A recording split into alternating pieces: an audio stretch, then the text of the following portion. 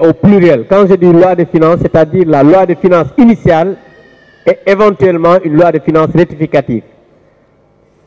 Et cette loi dit que la loi de finances initiale doit être votée au plus tard pendant 60 jours. Mieux, dans cette loi, on a dit que le budget du Sénégal doit être déposé le jour de l'ouverture ordinaire, de l'ouverture de la session ordinaire unique de l'Assemblée nationale. Et la session ordinaire est ouverte au plus tard dans la première quinzaine du mois d'octobre et se ferme au plus tard le 30 juin de l'année suivante. Aujourd'hui, à l'état actuel, il y a rien, je dis bien rien, qui fait qu'on peut demain utiliser un 86.3 parce que la Constitution dit clairement à l'article 86, le Premier ministre, après délibération du Conseil des ministres, peut engager le gouvernement à voter la loi des finances initiale, le Premier ministre. Alors que ici, c'est le ministre des Finances qui présente la loi des finances initiale. Parce que souvent les gens, ils lisent les textes selon leur guise. Parce que vous avez dit, oui, le ministre, non. On a dit que c'est le Premier ministre qui peut engager le gouvernement après délibération du Conseil des ministres. Il faut bien lire l'article 86. Et ensuite, l'alinéa suivant dit que le Premier ministre peut engager d'autres projets de loi qui peuvent être votés sans débat. Et tout à l'heure, Madame le ministre l'a dit, c'est quand il y a des difficultés pour voter une loi de finances initiale.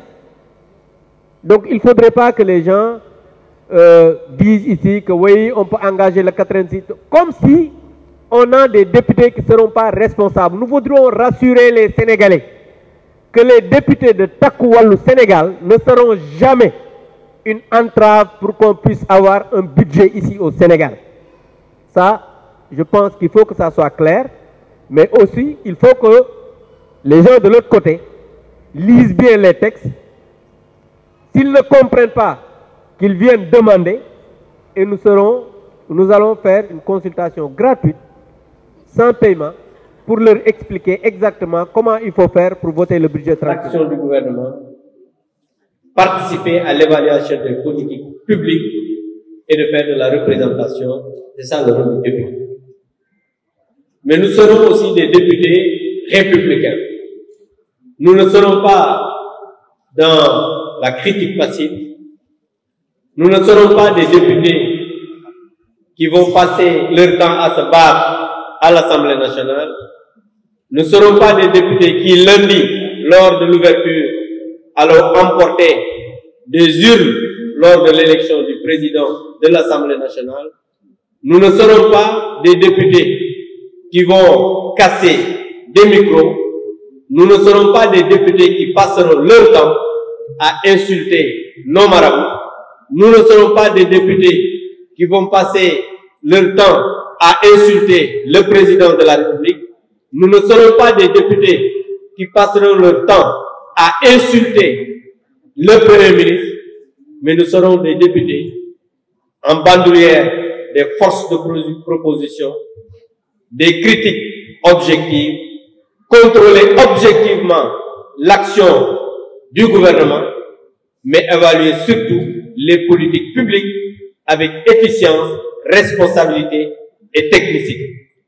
Nous serons des députés qui passeront leur temps à faire des contributions objectives, des députés qui seront sur le terrain pour aller voir comment les Sénégalais vivent pour venir l'exposer devant le gouvernement. Mais nous aimerions aussi être des députés qui, chaque mois, comme le dit la loi, reçoivent le Premier ministre avec son gouvernement pour des questions d'actualité afin que les Sénégalais puissent comprendre exactement ce que le gouvernement est en train de faire. Donc, en somme, nous serons des républicains, nous serons des députés responsables, mais nous serons des députés qui allons tout faire pour mériter le mandat que les populations sénégalaises nous ont donné. Merci. Est-ce que cela permet au régime actuel, au gouvernement actuel, pour le vote de la loi de finances 2025, d'utiliser le 86.6? Je pense que non. Nous ne sommes pas dans une assemblée à la majorité étriquée. Nous ne sommes pas dans une assemblée d'apprentis, comme Abdou l'a dit, pour bloquer le débat budgétaire et empêcher le vote de la loi de finances. Nous sommes des députés responsables, consciencieux de notre devoir et pour la plupart du temps, des députés qui connaissent le fonctionnement de l'institution parlementaire. Maintenant, il est vrai que la loi sénégalaise dit que la loi de finances doit être adoptée au plus tard le 31 décembre de l'année en cours.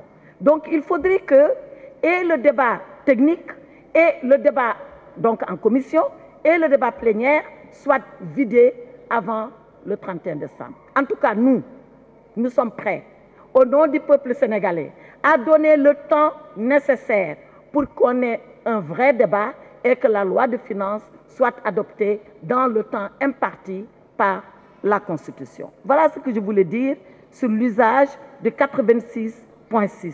Je pense franchement que ce n'est pas nécessaire et que nous pouvons organiser et tenir un débat responsable.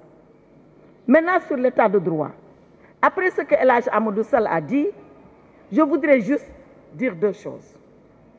J'entends toujours les gouvernants actuels nous dire « Nous avons une majorité écrasante ». Mais une majorité écrasante, pour quoi faire? Et c'est pour revenir à l'état de droit. Très souvent, dans les réponses, ils disent deux choses. La majorité écrasante, c'est pour installer la haute cour de justice. La majorité écrasante, c'est pour abroger la loi d'amnistie. Et je voudrais répondre corrélativement à l'état de droit. Mais la haute cour de justice, mais parlons-en. Mais ces gens-là, ils font comme si c'est eux qui ont inventé la haute cour de justice et que la haute cour de justice, c'est une cour de règlement de compte. Ils ont tout faux. La haute cour de justice, depuis que le Sénégal est Sénégal, elle existe. Elle existe. C'est cette haute cour de justice qui, en 1963, avait jugé le président Mamadou Dia. Donc la haute cour de justice, ce n'est pas une nouveauté au Sénégal. Si maintenant c'est pour nous faire du khokatal, ils peuvent s'amuser à ce jeu-là. Mais ça ne passera pas. Parce que dans la haute cour de justice, qu'est-ce qu'il y a? Il y a la cour et il y a la justice. Et pourquoi elle est haute? Elle est haute parce qu'elle juge le président de la République, elle juge le Premier ministre, elle juge les ministres pour les actes commis dans leur fonction de Premier ministre et de ministre.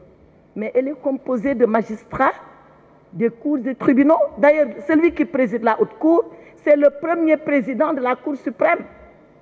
Celui qui va occuper le parquet, c'est le procureur général près la Cour suprême. Donc la haute cour de justice, ce n'est pas une cour de n'importe quoi, avec n'importe qui, pour faire des règlements de compte.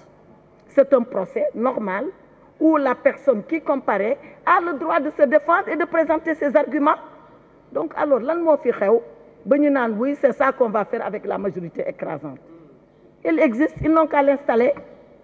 Mais nous, si on doit y aller, on se défendra. Et les juges vont nous juger. C'est vrai, elle a la particularité qu'il y a des députés qui la composent. Mais elle a la garantie qu'il y a des magistrats de l'ordre judiciaire qui ont prêté serment, qui ne sont pas partisans, qui vont examiner le dossier contradictoirement et le juger. Donc, ay waxu haute cour de justice daal su fekkee ni looloo tax ñu am majorité écrasante kon nañ delluwaat. L'autre chose qu'ils disent, on va abroger la loi d'amnistie. Aïcha, on attend. Ils n'ont qu'à essayer d'abroger la loi d'amnistie. C'est beaucoup plus facile à dire qu'à faire. Hein? Et c'est une spécialiste qui vous parle. Et je parle sous le contrôle de mes confrères. Vous savez quel est le problème? En droit pénal, il y a ce qu'on appelle l'intangibilité des droits acquis et la non-rétroactivité des lois. Alors, les gens, certaines personnes ont bénéficié de la loi d'amnistie, et pas n'importe lesquelles. Hein. Je rappelle que le président de la République et son premier ministre sont sortis de prison grâce à la loi d'amnistie. Alors, la non-rétroactivité des lois permet que la loi qui abroge la loi d'amnistie ou ne permet pas que la loi qui abroge la loi d'amnistie fasse rétroagir et aller chercher des actes qui sont couverts par la loi d'amnistie. C'est un débat sérieux. Il ne faut pas qu'on s'amuse avec ça. Parce que nous amuser avec ça veut dire que le Sénégal, justement, ne sera plus un état de droit. Nous amuser avec ça veut dire qu'on va ramener notre régime à un régime naka-naka où on peut faire n'importe quoi seulement parce qu'on a une majorité soi-disant écrasante à l'Assemblée nationale. La majorité écrasante à l'Assemblée nationale, elle doit s'occuper des préoccupations des Sénégalais. Il faut que ça soit clair. On n'a pas peur d'aborder ces débats-là. On n'en a pas peur, s'il vous plaît. On va épuiser ce débat jusqu'au bout, mais par des professionnels. Que n'importe qui ne se réveille pas en disant, moi, je vais demander qu'on abroge la loi d'amnistie. Tout le monde est juriste, tout le monde est juge, tout le monde est avocat. Ce n'est pas possible, il faut l'arrêter. Et comme je dis, si vraiment l'ambition de cette majorité écrasante, c'est d'installer la haute cour de justice qui existe déjà, qui a toujours existé, c'est d'abroger la loi sur l'amnistie, ce qui, par certains aspects, est impossible en droit pénal, alors la déception sera grande pour le peuple sénégalais. Ils n'ont pas été élus pour ça. Vous faites que dans le peuple sénégalais, nous savons pour sénité. Voilà ce que je voulais dire sur l'état de droit, en rappelant encore les principes de cet état et en priant, en souhaitant très sincèrement qu'on ne s'amuse pas avec le principe de droit seulement parce qu'on a une majorité écrasante. Je vous remercie. Merci beaucoup.